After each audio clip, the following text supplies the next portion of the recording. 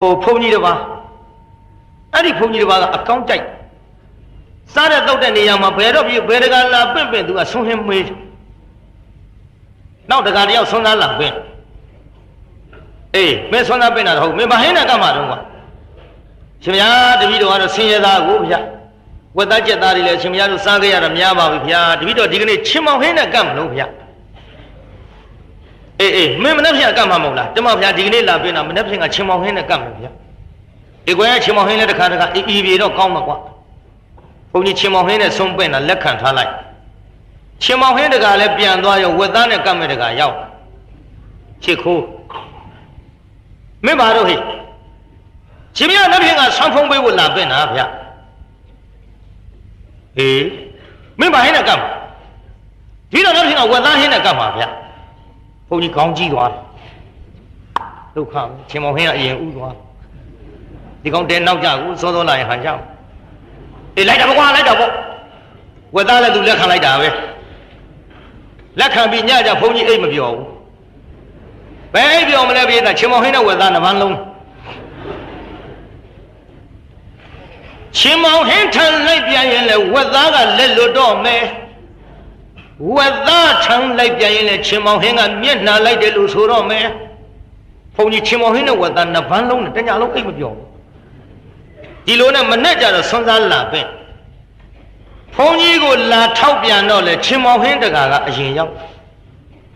ဒုက္ခပဲဒီချင်းမောင်ဟင်းကတေဝရိယကောင်းရှင်မရကြွတော့ဗျ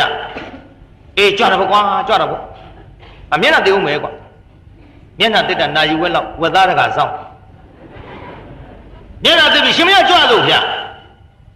အေးနေပါကွာသင်္ကန်းလဲပါဦးမယ်သင်္ကန်းဝဲတာကသင်္ကန်းလဲတာက10မိနစ်လောက်ကြွတော့ဗျနေအောင်ကမင်းဆုံးတတ်မယ်ဆိုလို့ငါဝန်းလို့စိတ်စားတာနေပေါ့ကွာငါကုတီခဏပြေးပါဦးမယ်ကုတီတက်တနာရီလောက်ကြာဘာမှမဟုတ်ဘူးဝက်သားတကလာအောင်သူစောင့်နောက်ကုတီကပြန်လာတော့ဝက်သားတကရောက်တယ်ဟဲ့မေးပါတော့ဟဲ့ဟောဗျာရှင်မရမနေ့ကတော့တပည့်တော်ပင့်ထားတာဆောက်ပုံပေးဖို့လေအေးအဲ့ဒါခက်တာပဲကွာငါကလည်းတတိကအသက်ကကြီးတော့မေ့လာပြီကွာနှစ်ဦးဖြစ်နေကွာကြာဒီကောင်လည်းဆွမ်းသားလာပဲနာအေးမင်းလည်းငါပေးလိုက်တယ်သူ့လည်းငါပေးလိုက်တယ်ကွာကြာတာပဲကွာဘယ်သူရှိမှအရင်လိုက်လို့မကောင်းဘူးဟာကဲဒီလိုလုပ်ကြကွာကံပေါ့မင်းတို့တိုင်တဲ့ဘက်ငါလိုက်ရော့မင်းကဒီလက်တစ်ဖက်ကဲရော့မင်းကဒီလက်တစ်ဖက်ကဲဆွဲကွာပါတဲ့ဘက်ငါလိုက်